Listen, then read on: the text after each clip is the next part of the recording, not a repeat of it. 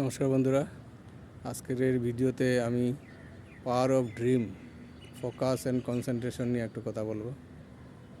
দেখুন, আমরা জীবনে যে কোনো ফিল্ডে যদি সাকসেস পেতে চাই, তাহলে আমাদের একটা পারপাস বা ড্রিম থাকতে হবে।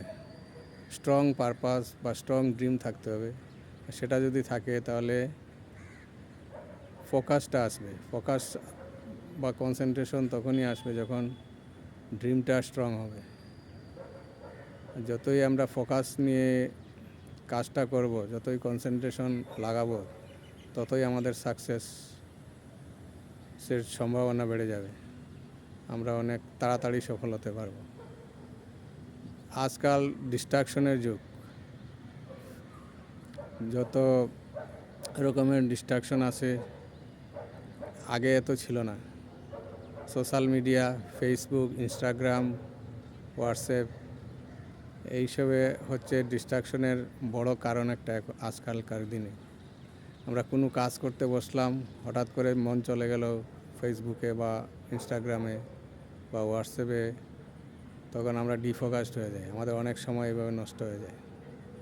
কিন্তু আমাদের যদি ড্রিম বা পারপাসটা স্ট্রং হয়, আমরা ফোকাসড হয়ে কাজ করতে পারি তখন, এবং ফোকাসটা আনতে বা কনসেন্ট্রেশন আনতে আমাদের যোগা অনেকটা হেল্প করতে পারবে। প্রাণায়াম, মেডিটেশন, বিশেষ করে মেডিটেশন যদি আমরা অভ্যাস করি, তাহলে আমাদের কনসেন্ট্রেশন পাওয়ারটা বাড়বে। তো এইটাই কথা, যে আমরা যে কাজটা করব, পারপাসটা কি আজও খুঁজে বার করবো। পারপাস বা ড্রিম, স্বপ্নটা কি আমাদের, সেটা যদি স্ট্রং হয়, তাহলে আমরা ফোকাস আনতে পারবো এবং কনসেন্ট্রেশন নিয়ে কাজ করতে পারবো। আমরা তাড়াতাড়ি সাকসেস পাবো। Thank you.